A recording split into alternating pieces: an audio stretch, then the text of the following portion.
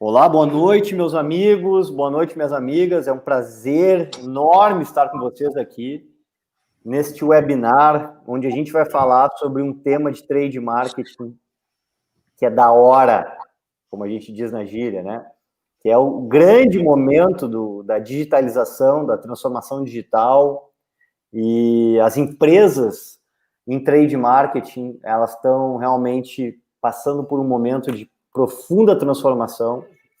E eu trago aqui nesse webinar um parceiro de trabalho e um aluno que também é parceiro de trabalho, duas pessoas aí que estão empreendendo cada uma dentro das suas áreas. E esse momento aqui é um momento muito bacana, né? Porque é um momento de troca de informações, troca de experiências, é um momento em que a gente vai estar falando sobre as inovações em trade marketing. Então, vocês que estão nos assistindo devem estar com enormes desafios. Então, agora é a hora de vocês fazerem experimentações, tá? Eu sempre digo assim, ó, é nesse momento onde a gente perde a base daquilo que a gente sempre fez e aquilo ali passa a ter um novo sentido que a gente precisa experimentar, tá? Então, bom, meu nome é Rubens Santana, eu estou aqui a convite do Diogo, quem eu vou apresentar agora, Diogo Gonçalves, CEO e founder da Teleporting, e chamamos também o nosso querido Fábio Tolentino, um guerreiro do trade, um cara que vai mostrar aí para a gente como é que se faz as coisas. Deem boas-vindas de vocês, se apresentem, falem aí, fiquem à vontade, começando pelo Diogo. Boa noite a todos, é um prazer estar aqui, trocando ideias com vocês, compartilhando conhecimento, tecnologia, trade marketing colaborativo, um tema que eu, em especial, gosto muito de falar, e agradeço de antemão a presença de vocês aí nesse webinar, a presença do Rubens, a presença do Tolentino, e vamos que vamos. Bom, boa noite, pessoal. É muito legal estar aqui. Primeiro dizer que, agradeço também o convite. É uma honra, estar com o professor aí, fazendo essa introdução, nos apresentando, o professor Rubens. Eu digo grande honra pelo professor, porque eu realmente faço aula com ele mesmo, né? E ao Diogo aí, que tenho principalmente contato no WhatsApp, a gente vem conversando e agora a gente pode se conhecer um pouco mais aí. Depois eu vou falar um pouquinho mais detalhes aí sobre um pouco da minha trajetória aí nesse mundo do trade. Maravilha! O conteúdo hoje, então, vai ser o conteúdo voltado à transformação digital aplicada ao trade. E, basicamente, quem está nos assistindo são gestores, são profissionais da área. E, certamente, né, pessoal, vocês estão aí com uma série de desafios novos e com a verba cada vez menor, né? Acho que, assim, quem é que está, assim, dizendo, porra, meu dinheiro está sobrando, a minha verba está... eu estou podendo gastar como eu sempre gastei. E os problemas só aumentam, né? Então, assim, ó, a gente está com desafios maiores e com menos recursos. Então, agora é exatamente o momento da gente fazer iniciativas que a gente antes não fazia, porque a gente antes seguia o processo padrão, ia fazendo, e aquela coisa ia acontecendo, e a gente meio que, aquilo que é novo, vamos deixar para o lado, não vamos dar muita importância para isso, tá? Então, o objetivo aqui desse webinar é falar para vocês que as portas da inovação do trade marketing estão abertas. Elas estão abertas, agora é a hora de você, gestor, se reinventar. E eu quero começar falando sobre como é que foi o meu processo, né, de percepção, viu, Fábio e Diogo, de como eu era um dinossauro, cara. Estão vendo a telinha compartilhada? Olha só, eu não sei se vocês já passaram pela impressão de ser dinossauros, cara. Sabe? Aquela coisa assim de que, cara, eu aprendi uma coisa na vida e, de repente, aquilo tudo deixa de fazer sentido.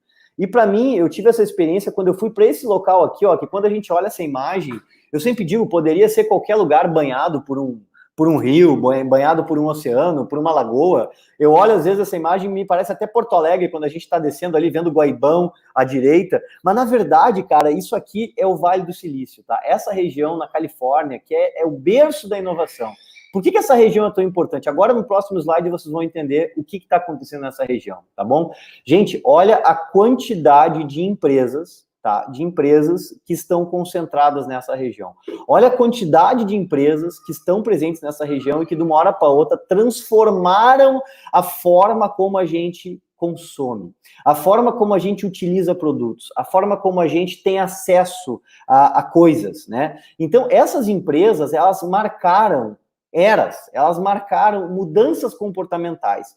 E elas ensinaram para a gente o quê? Que não existe um mercado estável, não existe um mercado imune à transformação. Tanto é que no Vale do Silício, o que impera lá é a ousadia, é a rebeldia, é a vontade de mudar o status quo. Só que o que vai acontecendo? Muitas empresas acabam negando a transformação porque elas já estão consolidadas. Empresas mais antigas, empresas nascidas na era analógica, e elas não perceberam essa mudança acontecer. Aí o que aconteceu, né? Até tem uma brincadeira, eu vou descompartilhar aqui, que rolou um tempo atrás uma charge, assim, não sei se vocês perceberam, Diogo e Fábio, nas redes sociais, o que acelerou a transformação digital na tua empresa?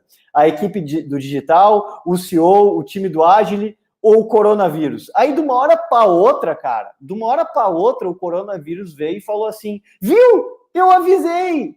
Você tinha que se reinventar. E aí a cadeia do trade, o que ela percebeu? Que ela é uma cadeia muito analógica. É uma cadeia que depende muito do varejo físico. Aí o varejo físico parou de vender. Aí a galera ficou desesperada. Aí de uma hora para outra todo mundo começou a se preocupar. E o trade digital? O que é o trade digital? Como é que eu monto? Como é que eu adequo? Como é que eu faço agora para o meu vendedor tirar pedido? Ele está preso em casa. O comprador não está mais atendendo o vendedor, gente. Aquela história de jogar futebol e tomar uma cervejinha não resolve mais o pedido. E agora o que aconteceu? Todo mundo que vinha operando no modelo antigo está tendo que reaprender a digitalização, está tendo que aprender a digitalização. Infelizmente, são poucas as empresas que agem de forma preventiva. Quando eu fui para o Vale do Silício em 2018, eu fui de forma preventiva. Eu estava muito feliz vivendo de palestra, treinamento, consultoria online, presencial. Aí eu falei, cara, e se der merda, velho? E aí? Como é que eu fico com meus ovos numa cesta só? Cara, só que fazer isso dá uma dor de barriga enorme. Eu não sei que...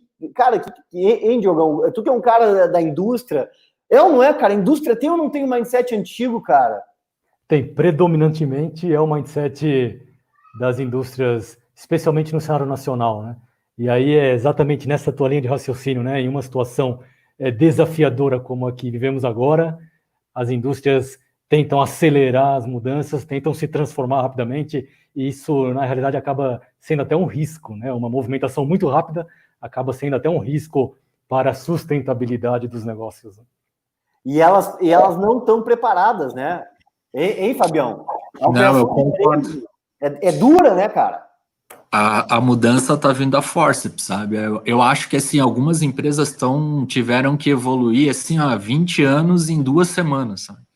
Muitas coisas, assim, que, né, o pessoal tinha muita resistência, o pessoal está tendo que aceitar agora como prática, né? E aí a gente vê também o varejo tendo que se readequar, a questão de entrega, né? Bombando, pedindo no online, o pessoal não consegue entregar.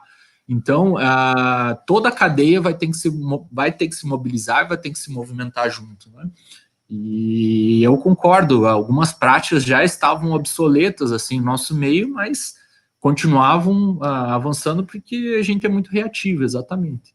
Na prática, o que a gente vê, né, cara? Por um lado, eu até entendo, assim, a postura da indústria e do varejo tradicional em deixar essas questões tecnológicas meio de lado, por quê? Porque o grosso do negócio estava no analógico.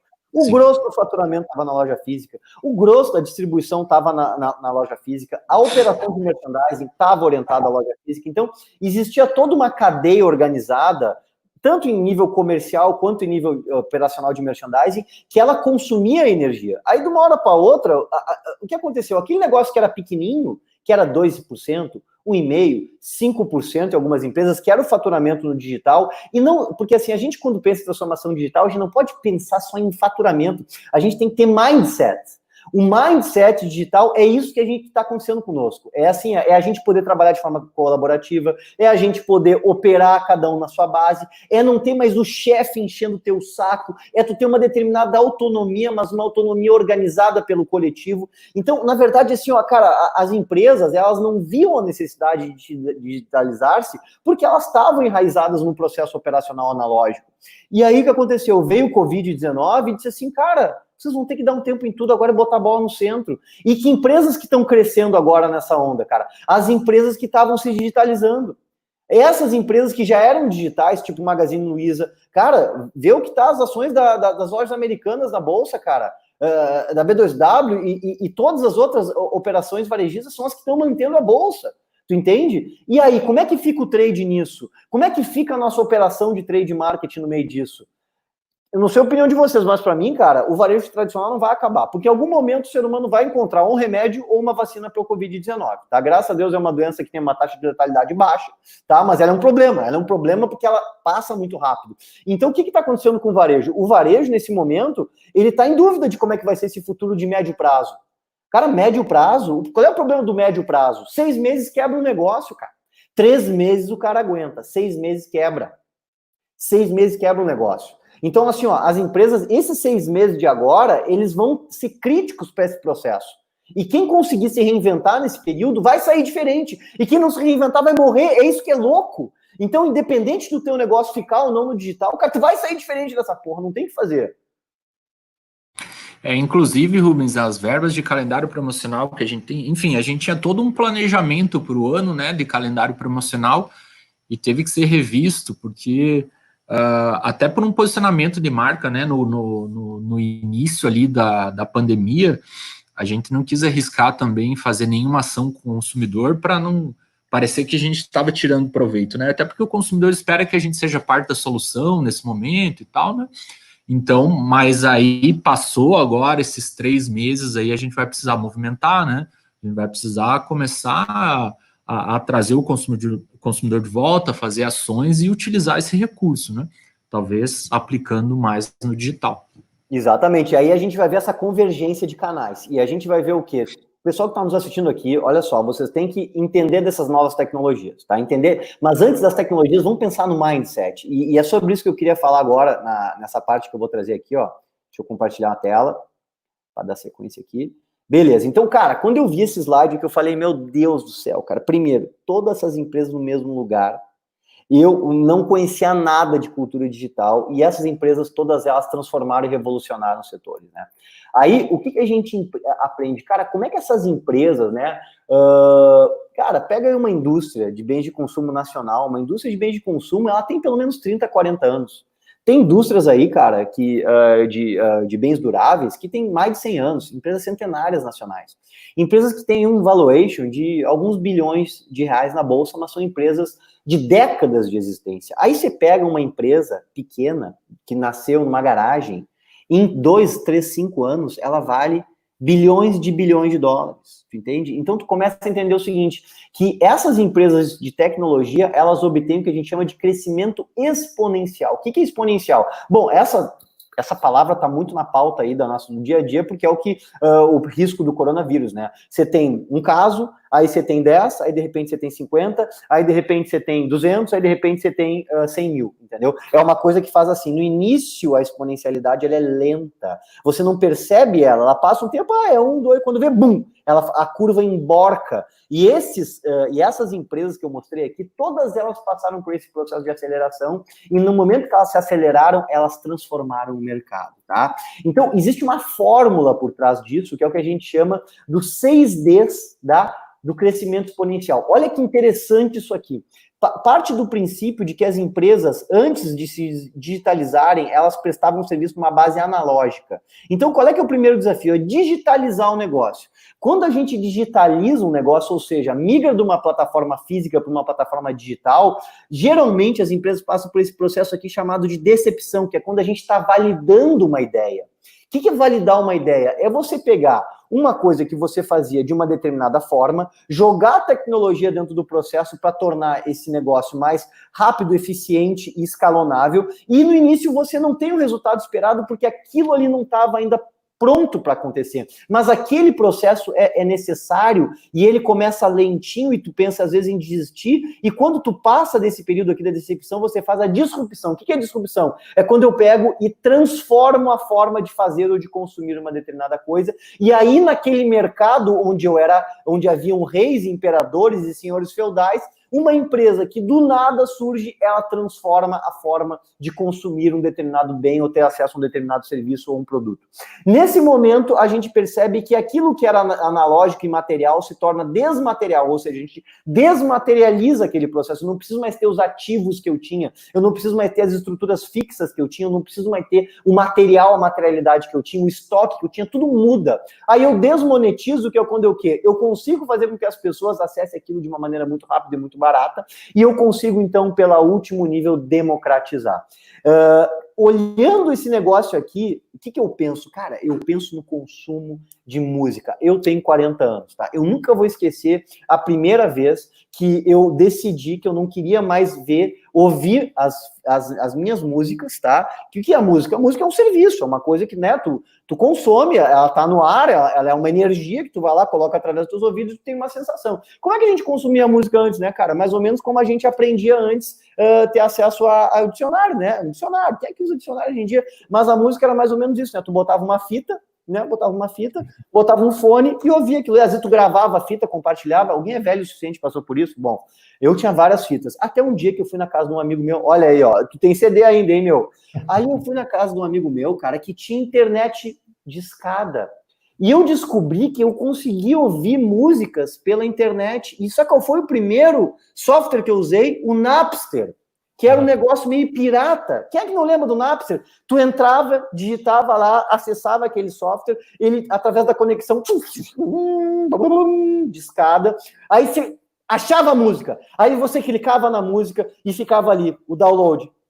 Aí, às vezes, vinha com vírus, vinha com não sei o quê. Então, é uma experiência de merda. Essa era a decepção. Então, assim, ó, digitalização. Um cara teve a ideia de pegar a música que estava no CD e digitalizar, foi o cara da Napster. E ele criou um troço que não era bem-vindo, não era legal, detonava com o artista porque era pirataria, não era bom aquilo. E aquele negócio não conseguiu, né, apesar do cara ter ganhado muito dinheiro, você não ouve mais falar do Napster. E aí eu me lembro do filme da Apple, que conta a história do Steve Jobs, ele vendo música, navegando pelas músicas, num aparelho de CD, ele falou, porra, que merda esse negócio. Logo na época que ele voltou para a Apple, ele falou o seguinte, vamos botar as músicas numa plataforma digital.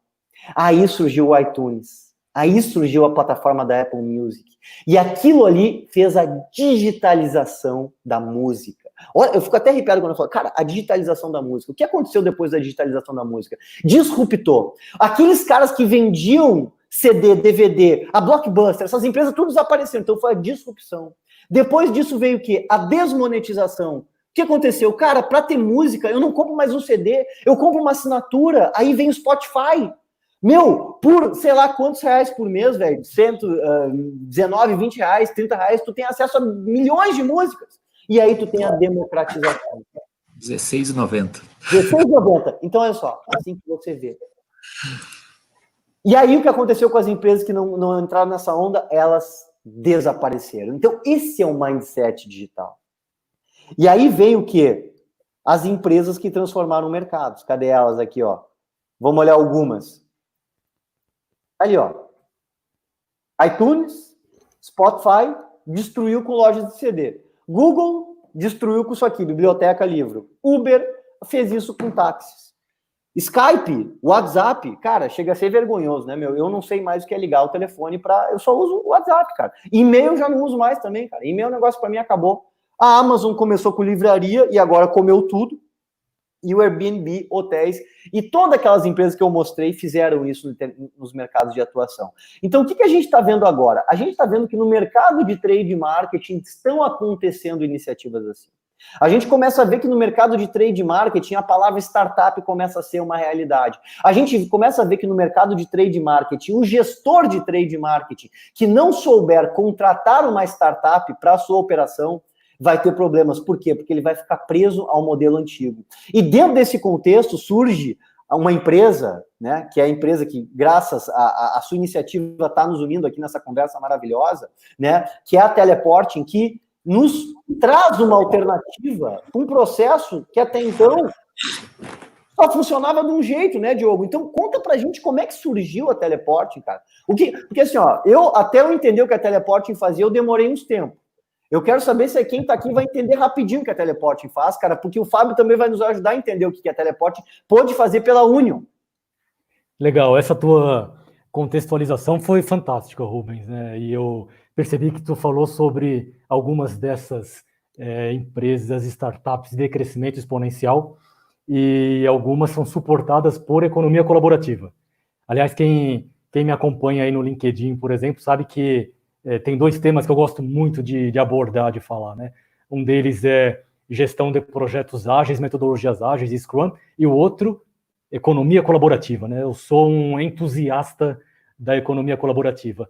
E a Teleporting é sustentada, suportada por economia colaborativa, economia criativa, economia circular, né? Como a gente costuma ouvir por aí. Tu falou sobre Uber, tu falou sobre Airbnb, são players que também, suportados por economia colaborativa, criaram uma disrupção aí no negócio em que atuam, né? E aí, contextualizando brevemente a economia colaborativa, Rubens e Tolentino, né? Por que a Teleporting surgiu e por que é suportada por economia colaborativa? Primeiro, porque o time de fundadores aprecia muito a economia colaborativa, experimenta soluções que são suportadas por esse modelo econômico. E depois, porque a PwC, por exemplo, diz que lá em 2025, daqui a pouco, esse modelo de negócio vai movimentar 335 bilhões de dólares no mundo. 335 bilhões de dólares. Então, muitos negócios vão surgir a partir do que a economia colaborativa entrega para nós, né? Por exemplo, apenas no Brasil, esse é um outro dado que eu gosto muito de compartilhar também, 40% das pessoas em um movimento lá que um instituto chamado Cidade Colaborativa fez, 40% das pessoas dizem que acompanham alguma modalidade de economia colaborativa, ou usam, consomem, assim por diante. Então, trade marketing colaborativo surgiu justamente como a disrupção do modelo de trade marketing tradicional, e eu vou falar um pouco com vocês sobre o que nós estamos fazendo, né? Esse aqui é o dia a dia da maioria de vocês que estão nos acompanhando aqui, né? E aproveito para agradecer a presença de vocês também. Quem é do ecossistema de trade marketing vive situações desafiadoras como essas, né? Ruptura de produto, preços fora da faixa, perda de market share, distância do consumidor final, falta de visão dos concorrentes. E aí tem um dado bem interessante da Nielsen, talvez vocês até tiveram acesso a esse dado. Esse dado mostra como isso realmente é uma dor latente para as indústrias, para os negócios como um todo, né? Esse dado aqui diz que, em média, 47% dos casos em que um shopper detecta alguma inconsistência na ponta, por exemplo, ruptura de produto, em média, em 47% dos casos, ele vai optar pelo produto do concorrente, vai comprar o produto do concorrente. E aí, Rubens, e Tolentino em especial, né, para as marcas do Grupo Union, diz aqui a pesquisa que, em média, nas próximas 5 vezes, o comportamento vai ser esse, o shopper vai continuar comprando o produto do concorrente. Uma vez que ele se conectou com o produto do concorrente porque não achou o teu produto lá no PDV, ele vai, em média, nas próximas 5 vezes, continuar com esse mesmo comportamento. Então, isso aqui... E o esforço que tem que ser feito para recuperar esse cliente também é muito maior, né? É grande, né? Isso aqui é dor, né? Isso aqui é prejuízo financeiro, é perda de market share na veia, né? E aí, como nós, como a Teleporting, está ajudando os negócios nesse sentido?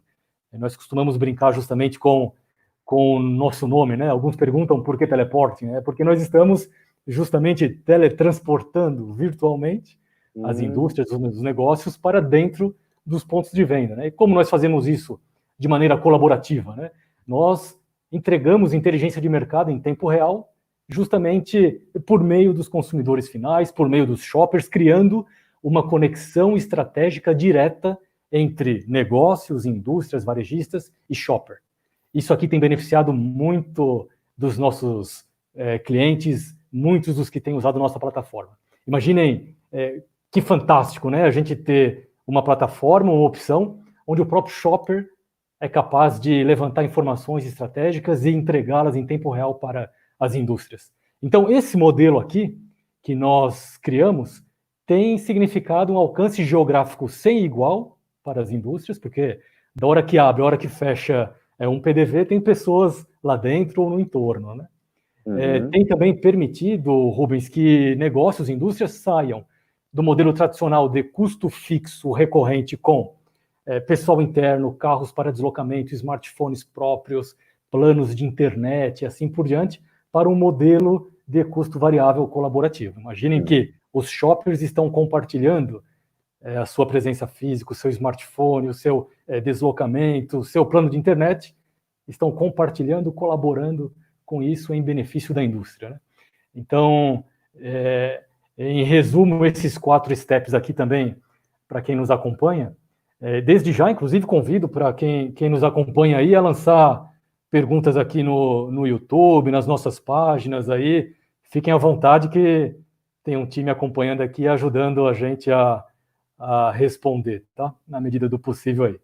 Então, esses 4 steps aqui, eles ajudam a entender um pouco como funciona essa plataforma colaborativa, né? O passo 1, o lançamento de uma campanha.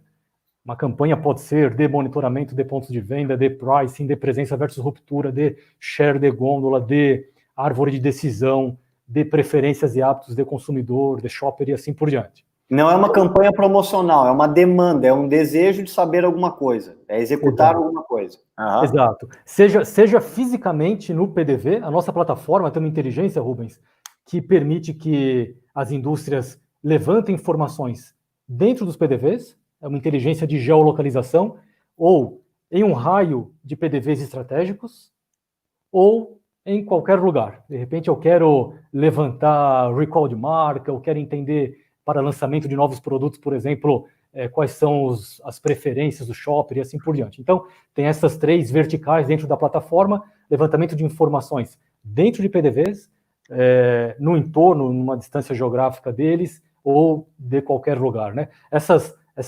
Esses pedidos de informação que são lançados, eles são, então, atendidos, os shoppers são notificados de que alguém precisa de informação ali de determinado lugar. A nossa plataforma, que tem alta tecnologia embutida, isso aqui também é um diferencial bem interessante, machine learning, inteligência artificial, ela valida as informações e, uma vez validadas, então, reflete em um produto que nós chamamos de cockpit da indústria, né? Então, para materializar um pouco mais, né? Aqui, um dos nossos produtos, que é justamente o que o shopper usa, né? O que ele faz com os nossos aplicativos, né? iOS, Android, ele levanta preços, ele lê código de barras, ele tira fotos, ele, através de reconhecimento de imagem, verifica presença versus ruptura, ele também pode compartilhar preferências e hábitos e assim por diante. Então, através desse aplicativo, um aplicativo inovador, inteligente, a gente conecta indústrias diretamente com shoppers para esse tipo de atividade, tá? E, por fim, aqui, né, bem ao estilo colaborativo, esse aqui é o trade marketing colaborativo, né? Nós, então, transformamos esses dados levantados em inteligência, né? O nosso time de cientistas de dados trabalha exatamente para transformar isso em inteligência. Aí tem um case interessante de um dos nossos clientes, tem uma série de SKUs no portfólio deles e um deles é gelatina, né? A gente ajuda eles a entender como está presença versus ruptura, abastecimento de determinados SKUs em PDVs, e ao mesmo tempo a gente pergunta para o shopper, que sabor de gelatina tu mais gosta? Transforma isso em inteligência, né? Como nesse gráfico aí, olha a maneira como tu abastece um PDV e veja o que de fato ali o shopper realmente gosta, né? A gente ajuda sim a abastecer de maneira mais assertiva, a incrementar vendas. No nosso modelo colaborativo, eu gosto sempre de destacar, né? O Rubens e o Tolentino sabem disso, nós não costumamos falar apenas sobre redução de custos, né? Sobre extrair do custo fixo recorrente para custo variável. Nós costumamos também falar sobre incremento de vendas, porque uma vez que a gente conecta negócios diretamente com shoppers, a gente tem oportunidades como essa, né? De saber se nós estamos, por exemplo, abastecendo de maneira assertiva, e isso pode, inclusive, significar incremento de vendas, né? E aí, algumas das coisas que a gente entrega, né? Através do cockpit da indústria, como eu falei, né? As empresas que contratam essa aplicação, elas mantêm os seus times de promotores operantes, elas substituem, elas fazem uma mescla, um híbrido? Como é que funciona isso? Não, Rubens, eu vou falar só no caso da Union, tá? A gente mantém operando para desonerar um pouco do promotor recolher informações. Então, como preço e presença de produto, a gente não pede que, para os promotores recolherem essa informação, a gente faz pela teleporting, até para que eles foquem realmente na execução. Tá? A gente tem transferido isso, tem terceirizado isso. Né? Entendi.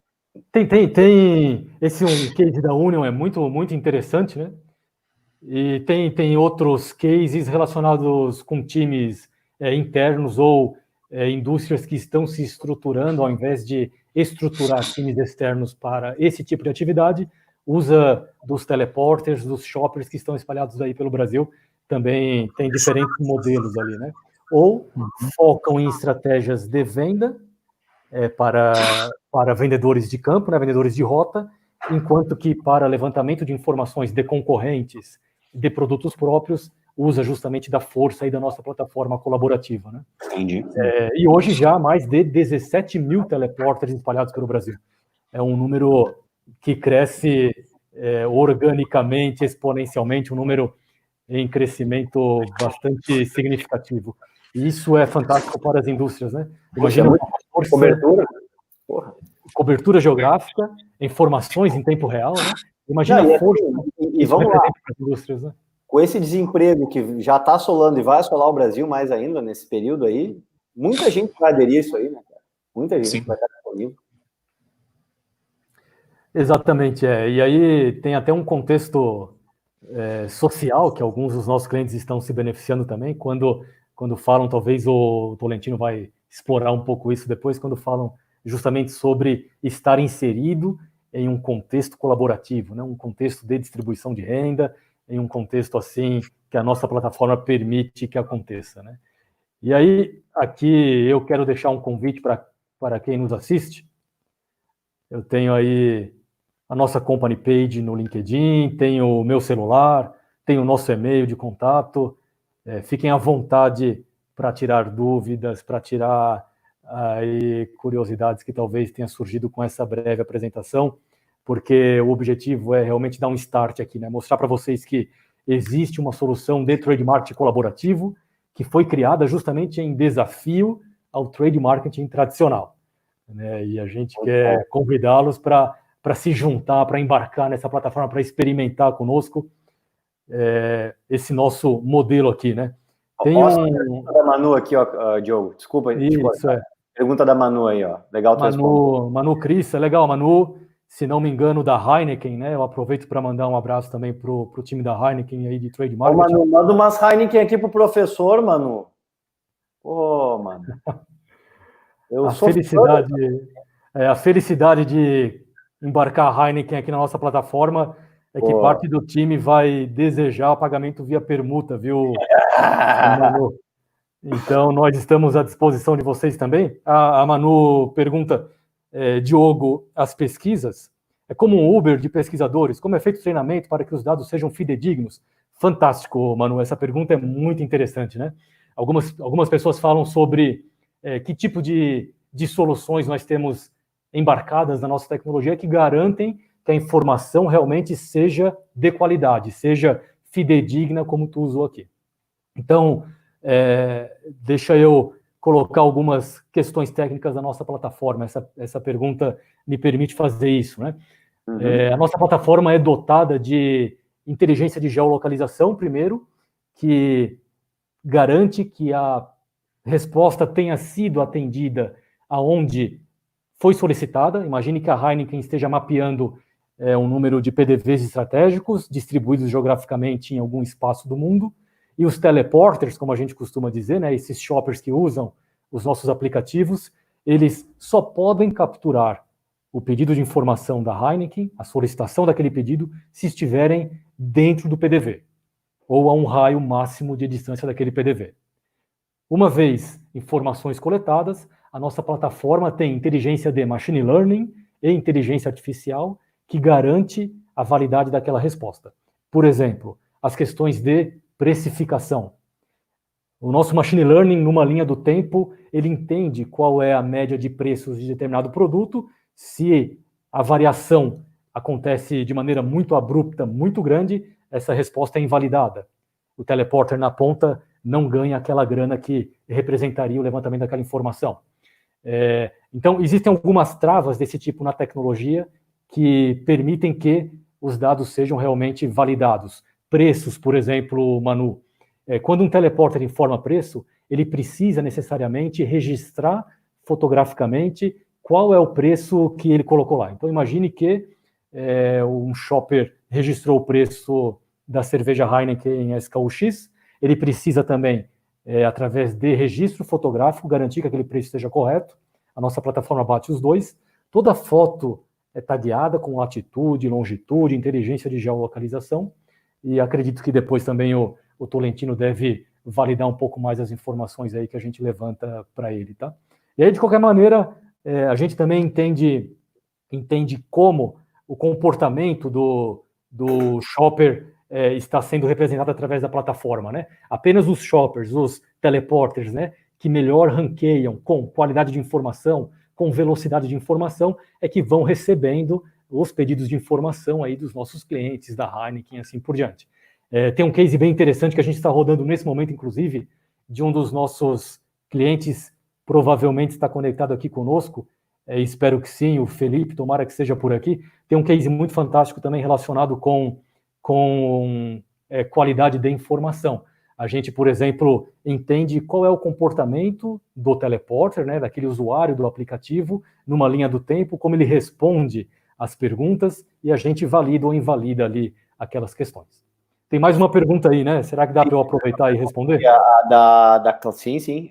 Qualquer shopper pode se cadastrar e participar da plataforma, e como ele é remunerado? Isso, legal, Cláudia Nogueira, né? Essa pergunta é bem interessante. A plataforma inicialmente é aberta para qualquer shopper, né? Aí, naturalmente, que a nossa inteligência vai validando a qualidade da informação, a velocidade da informação, e ele vai ranqueando melhor ou pior. Ele pode, em algum momento nessa jornada, não receber absolutamente mais nenhum pedido de informação para responder. Por outro lado, aqueles shoppers que mais interagem, que mais respondem com qualidade, num tempo adequado, esses vão ranqueando melhor e recebendo mais emissões, mais pedidos de informação. Ele é remunerado também a partir de uma inteligência que a nossa plataforma tem, Cláudia, né? Se nós entendemos que há uma concentração muito grande de teleporters em determinada área geográfica onde algum cliente pede informações, a nossa plataforma remunera menos, né? Se há um público menor de teleporters em alguma região, como um trabalho muito interessante que fizemos para a vertical de rações do Grupo Union, distribuindo rações Supra, né? Tinha um desafio grande nos Campos Gerais, uma região do interior do Paraná, então lá precisávamos remunerar mais para estimular justamente a interação dos shoppers. Então, a nossa plataforma tem essa inteligência também de distribuição geográfica e distribuição ali de grana, né, para o shopper fazer esse tipo de levantamento aí de informação. Perfeito. Outra pergunta aqui, ó. Como funciona o processo de validação dos dados coletados para aprovar ou não a coleta e liberar o pagamento dos teleporters? Legal, obrigado pela pergunta aí, Renata, né? O processo de validação, Renata, depende do tipo de informação que nós estamos levantando, né? Quando a gente fala de preço, por exemplo, a nossa plataforma ela tem agregada ela machine learning, então a gente consegue entender numa linha do tempo específica como os preços estão variando e saber se aquela coleta é adequada ou não, está dentro do correto ou não. Adicionalmente a isso, também tem uma trava de segurança que é todo o preço coletado, especificamente no caso de preço, né, ele precisa ser justificado com uma foto. Então, o shopper precisa registrar em foto e produto ali qual é o preço que foi coletado.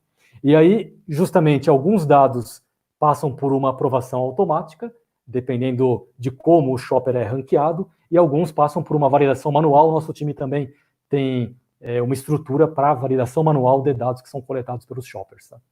Vamos ver o que. Tem outras perguntas aqui, elas vão ficar no canal ali. Depois tu pode entrar em contato com as pessoas, se a gente tiver um tempinho. Queria ouvir o Fábio, queria ver a experiência dele, Fabião. Tu que é um cara aí que é um. Cara, eu sempre digo, o Fábio é um guerreiro do trade, meu. Esse cara fez todo o meu curso. Eu já dei um curso de graça para ele, falei, cara, o Digital Trade Marketing teu, entendeu? Eu chamei para ser monitor da primeira turma do Master Trade, aí ele meio que se enrolou, deu uma sumida do grupo lá, mas é um cara estudioso e eu não consigo entender como é que tu consegue estudar tanto e aplicar tanta coisa com tanta coisa que tu faz ao mesmo tempo. E agora eu descobri que tu também usa o teleporte, né, cara? Então conta pra gente como é que tu introduziu essa inovação no negócio, quais são os resultados que a teleporte trouxe para ti, velho? Tá. Então, assim, Rumi, só para contextualizar um pouco, pessoal, eu já venho de indústrias de bens de consumo, né, em que a gente usava muita informação, né? Eu trabalhei na Mondelez, passei pelo Boticário, pela CEPAC, então, empresas que tinham uma inteligência de muitos dados, né, de informação. E aí, quando eu entrei na Union, né, para quem não sabe, a Union são 3 cooperativas que se uniram ali no interior do Paraná e também trabalham com bens de consumo, como farinha de trigo, carne suína e leite. Então, a gente estava estruturando a área e aí uma das minhas... Conversando com o pessoal de marketing, eu sempre coloquei, pessoal, nós precisamos monitorar preço, principalmente de farinha de trigo e Alegra, né, que são produtos altamente sensíveis e que eu acho que está tendo queima de preço, a gente precisa estar monitorando isso.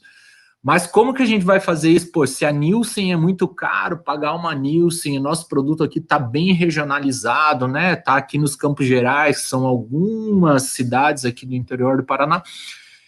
E aí a Teleporting foi apresentada, na verdade, para o Crassius, né? Que é o nosso gerente, para a Thaís, com a seguinte proposta: vocês, se vocês têm a oportunidade de coletar esses dados, vocês podem escolher onde vocês vão distribuir esses créditos.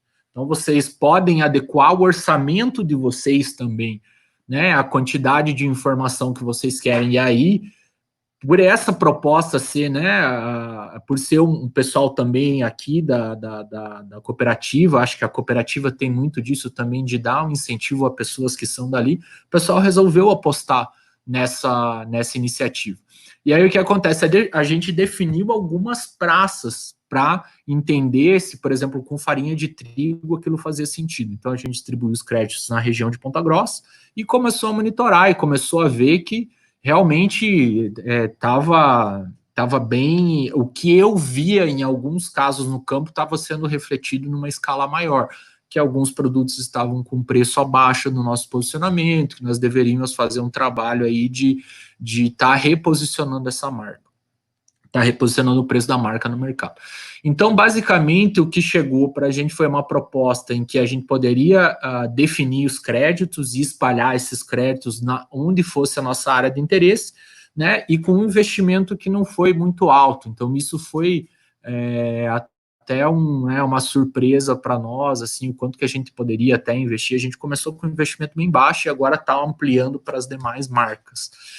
Então, acho que um dos principais pontos, até eu coloquei aqui, deixa eu ver se eu consigo compartilhar a tela. Eu queria colocar aqui o slidezinho só sobre alguns benefícios e depois eu vou mostrar ali o dashboard, que eu acho legal, pessoal, também. Clica aí no share screen, Fábio. Coloca no share screen, clica embaixo, share screen. Aí eu vou abrir. Share screen, compartilhar. Clica aí acho que foi agora. Foi. Então, assim, essa primeira parte é distribuição de créditos conforme praça de interesse, né? Então, onde a gente atua, não necessariamente grandes institutos de pesquisa vão passar a fazer essa coleta de dados. Então, a gente tem uma amostra muito mais significativa e muito mais, vamos dizer assim, sob medida, né? Eu acho que esse é um dos principais pontos da Teleporte, e como eu disse, a gente investe o número de crédito que a empresa ali tem um orçamento disponível, né? Outro ponto, né? O cliente entrar em contato com a marca. Então, o cliente que vai lá no ponto de venda, ele não necessariamente vai comprar o meu produto, né? Ele não necessariamente vai comprar a farinha de trigo, mas quando eu peço para ele fazer uma pesquisa de farinha de trigo e ele entrar em contato, poxa, existe uma marca chamada Herança Holandesa de Farinha de Trigo e o consumidor, ele entra em contato, é uma forma de se fazer uma mídia alternativa, né? Ele vai entrar em contato, ele vai saber que existe a minha marca sem eu precisar colocar numa TV, sem eu precisar fazer uma mídia direcionada, né? Eu acho que também a questão da agilidade que a Teleporting tem nos dado é muito interessante, o monitoramento em preço real, em tempo real, né? E a questão desses relatórios analíticos que eu acho que são muito bons, os dashboards que vêm na base de dados que a gente pode analisar, os gráficos já vêm montados, a gente só bate o olho e já dá para ter uma ideia de todo o comportamento que aquele produto está tendo na região, aquela variável está tendo na região. Então, assim, são, acho que, 4 principais benefícios aí como cliente que tem sido nos oferecido, tem nos ajudado muito a ter informação de forma ágil e informações consistentes, né? Essas missões tu gera com qual frequência? Como é que é a tua demanda, assim, do dia a dia? Tu aciona como é a tua rotina? Então, a gente tem acionado mais, Rubens, assim, de forma semanal, né? Monitoramento de preço e monitoramento de ruptura. A gente coloca que são os principais pontos que hoje, eu acredito que para quem também está estruturando um trade de bens de consumo, vai sofrer muito nessa questão de preço, porque o varejista tende a queimar o teu preço, você precisa saber onde o teu preço está sendo colocado lá embaixo. E a ruptura, que aí já é mais um ponto com a equipe de vendas poxa, por que você não está passando lá em tal determinado ponto de venda, por que não está em tal mercado? Então, a gente tem feito isso de forma semanal, a gente distribui os créditos conforme a nossa região de atuação, então a gente já tem para onde a gente vende, né? Isso a gente consegue do sistema interno, e aí a gente cruza com os pontos de venda que a Teleporting pode auditar, então a gente fala, se eu vendi para esse 180 aqui, eu quero auditar esse 180 e ver como que está o meu comportamento. Tu não tem promotor ou tu, como tu falou antes, tu libera o promotor para outras atividades?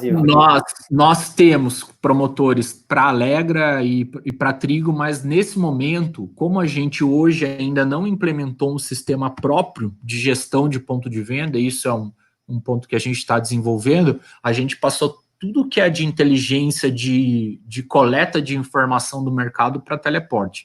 Então, a gente tem buscado deles, e aí o promotor fica focado em execução, a gente está fazendo um trabalho de treinamento, mais voltado mesmo para a qualidade do serviço do promotor.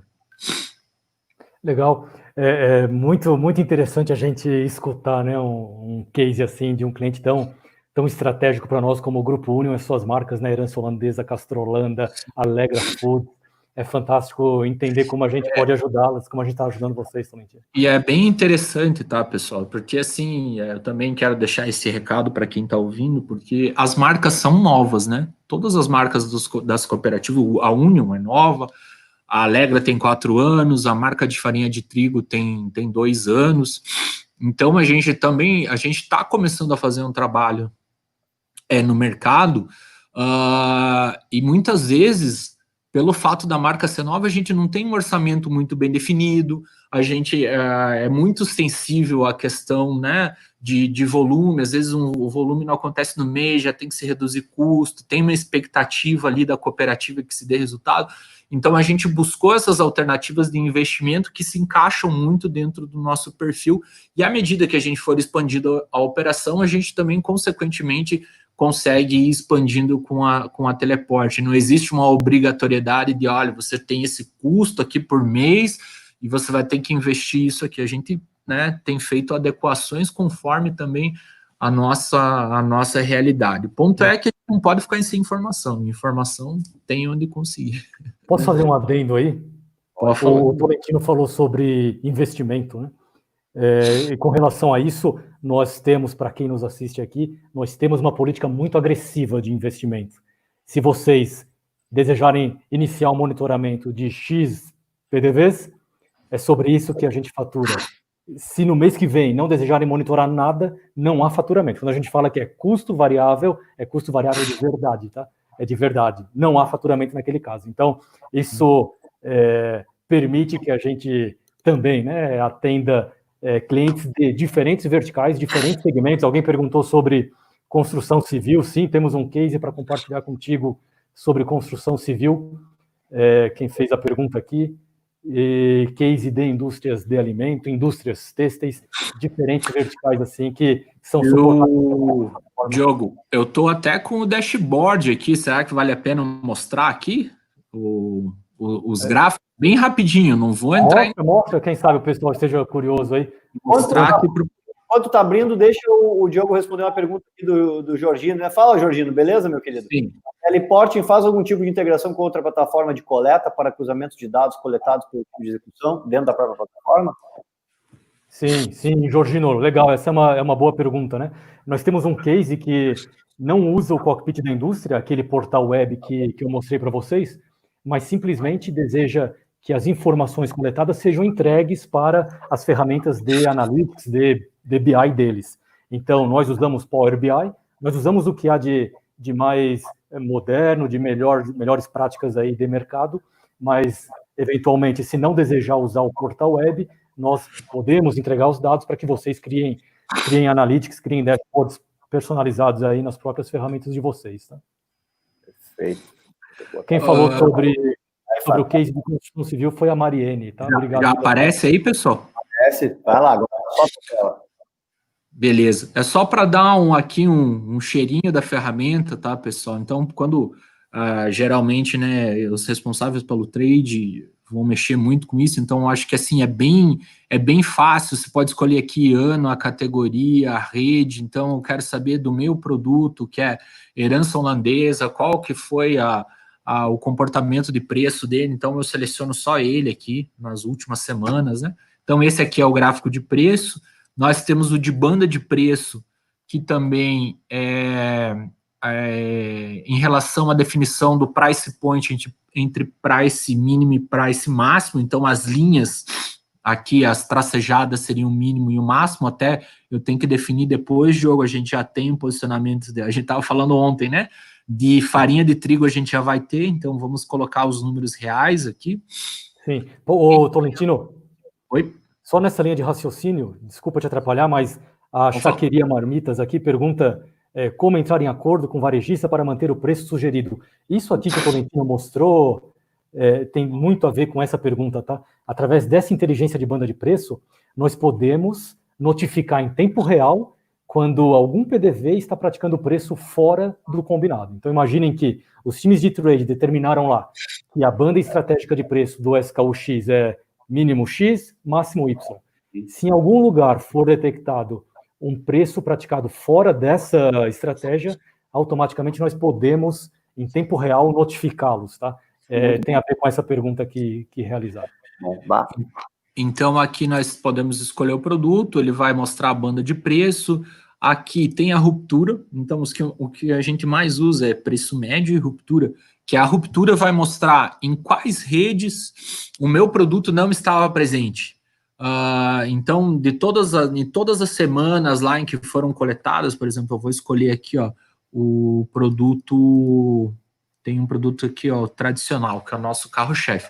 Herança tradicional 5 quilos. Olha, eu tenho algumas semanas em que eu tive ruptura. E aí eu posso dar uma olhada aqui, depois exportar isso, fazer um filtro. Por exemplo, Tozeto, que é um cliente lá de Ponta Grossa. Tozeto, Nova Rússia. Em 7 de maio a gente teve a ruptura. Então a gente pode ir refinando isso e por rede, né? Entender por rede, entender também aí a distribuição, a ideia é basicamente a de ruptura, mas tem os concorrentes também. Então a gente consegue montar um gráfico assim, poxa, se a farinha Anaconda está em 100%, né? Se eu colocar aqui o concorrente e mostrar que a farinha Anaconda está em 100% dos meus pontos de venda auditados, por que a nossa herança holandesa, quando eu olho aqui da tradicional 5 quilos, só está em 89,47? Quais os PDVs que ainda não consegui colocar? Então é muito interessante, são análises assim que a gente pode fazer, assim, são análises rápidas, né? Como vocês podem ver, é bem rápido de mexer, a base não é pesada, e acredito que ajuda muito, né? Principalmente para quem está começando com trade, não adianta, experiência, eu vou interromper aqui, tá, pessoal? Experiência própria, não adianta trabalhar com muitos e querer levar muitos indicadores para vendas, porque às vezes o pessoal acaba não assimilando. Então, ir no feijão com arroz ali, volume de vendas, positivação e presença de marca no ponto de venda, acho que isso vai ajudar muito o trabalho aí de pelo menos quem está com uma área de trade que está começando como a minha, lá na Union, que tem 10 meses, né? E aí um detalhe interessante, Tolentino. Desculpa.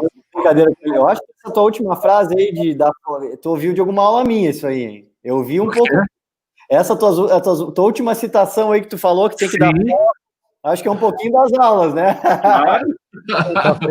Ele tá aprendendo, né? Não adianta botar a galera um monte de informação que o cara não usa, cara. Tem que saber onde é que tá o negócio, onde é que o negócio está acontecendo. Só fazer isso. Ele tá aprendendo. É isso aí, Rubens.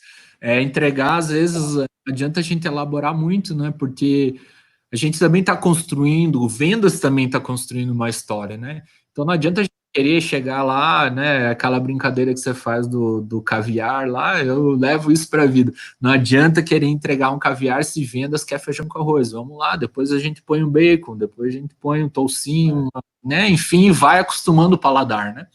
Legal, Tolentino, eu queria só aproveitar essa tua fala aí, porque o que é sensacional nesse contexto todo, né? Tudo isso que o Tolentino mostrou, pessoal, são informações que foram levantadas por shoppers, por consumidores finais. Essa conexão direta indústrias, negócios com shoppers é muito estratégica, né? Ele mostrou ali, basicamente, informações de trade marketing, né? Levantamento de informações de trade. Mas alguém perguntou aqui, é possível fazer, Guilherme Klosowski pergunta, é possível fazer pesquisas com os consumidores? Sim, né? Uma vez que a gente conecta com consumidores finais, com shoppers, a gente extrai informações, hábitos, preferências de shoppers, né? E pesquisas regionais, né? Pesquisas regionais, o que o gaúcho pensa, o paulista e assim por diante, né, cara? Tu consegue tudo. E de onde veio tudo isso, né, Rubens? Tu perguntou há pouco, mas surgiu como a teleporting, da onde, né? Não só pelo apreço que os founders têm com relação à economia colaborativa, mas também porque nós viemos de indústrias que são bastante importantes aí no cenário nacional, e nós temos um background muito forte de indústrias, especialmente em projetos de transformação digital, inovação, tecnologia, indústrias como Electrolux, o Boticário, BRF, Sadia, Perdigão, Quali, Grupo Union, Cooperativa Freeze e as suas marcas, indústrias têxteis Marisol, Lelica Ripilica, Tigor Tigre, Rosa Chá na época. Então, é um background muito forte, focado em projetos comerciais, em projetos de inovação comerciais.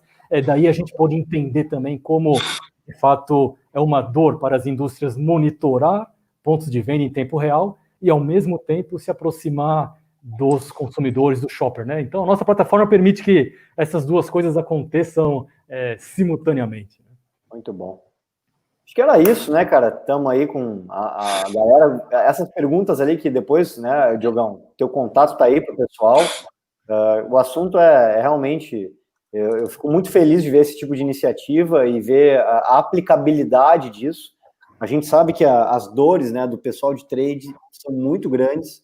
O profissional de trade, ele lida, né? Isso aqui não preciso dizer, vocês estão aí no dia a dia, tanto quanto eu, com muitas... cara, gargalo para tudo que é lado. Então, acho que esse tipo de ferramenta consegue sanar problemas de uma maneira muito esperta, muito rápida, muito ágil, e com, acho que, um investimento que cabe no bolso, né, cara? Nesse momento, então, se faz totalmente importante soluções como essa. Sabe que tu falou sobre Uber em relação a táxis, né? Nós sabemos como foi muito agressiva a questão de precificação, né? Da mesma forma, Airbnb em relação a hotéis, né? E eu sou um consumidor dessas soluções, né? A gente sabe como precificam diferentes e como também é um motivo para nos atrair, né? Da mesma maneira, eu quero compartilhar com vocês aqui que nos assistem, da mesma forma, o investimento em um modelo colaborativo como o da plataforma Teleporting é extremamente agressivo em relação ao modelo tradicional que talvez vocês conheçam, tá? Podem fazer essa analogia, Uber, Airbnb, hotel, é grana mesmo, podem fazer essa analogia, a questão do investimento é extremamente agressivo. Então, eu convido vocês, primeiro, convido quem já é cliente e está aqui nos assistindo para expandir as operações com a nossa plataforma. Legal. Aproveitando a gente já expandiu até para São Paulo aí com a Alegra, né, Diogo? É verdade, já estamos lá em São Paulo, no Sudeste, E aproveitando, respondendo uma pergunta do Jorginho aqui, como estão distribuídos os teleportes geograficamente, esses mais de 17 mil? Jorginho, 50% sul, 35% sudeste, e aí 15%, 20% nordeste, e assim estão distribuídos geograficamente no cenário brasileiro aqui, tá? Nacional. Então, convido os clientes que estão nos assistindo para expandir, como o Tolentino fez, convido quem não é cliente para nos procurar, para entender em detalhes como funciona. A gente faz umas conexões aí, apresentações mais detalhadas, mais personalizadas. Maravilha. Então, gratidão aí pela presença de todos. Fábio, quer deixar um recado final aí, querido? Eu agradeço a vocês pela oportunidade de estar podendo falar um pouco da Unio, né? É um prazer estar falando de uma solução que tem nos ajudado, né? E tem contribuído muito para a gente. O pessoal quiser saber um pouco mais também, quiser me mandar mensagem, eu não tenho redes sociais exceto o LinkedIn, então me procurem no LinkedIn, que aí vocês conseguem, se quiserem tirar alguma dúvida como consumidores e quiserem um pouco mais da minha experiência com a ferramenta, eu terei prazer em ajudar. Obrigado a todos. Diogo, boa noite. Muito obrigado, Fabião. Galera. Eu que agradeço. Amanhã eu volto de férias, amanhã eu retomo as aulas, Rubens. Legal. Vamos lá. Boa noite, viu? Um último recado, Rubens, se tu me permite. Claro, por favor. Nesse contexto desafiador que a gente vive, né? Eu só queria transmitir um recado aqui, que lá na última recessão, 2008, 2010, startups como Uber, Airbnb, WhatsApp, Slack surgiram. É uma reflexão para que nesse contexto tão desafiador a gente siga inovando, a gente siga refletindo, desconstruindo o mindset anterior, reconstruindo o mindset novo. Muitas oportunidades podem surgir a partir também desse contexto que nós estamos aí experimentando. Show de bola. Gente, obrigado, boa noite, até a próxima. Tchau, tchau, um abraço, pessoal. Até.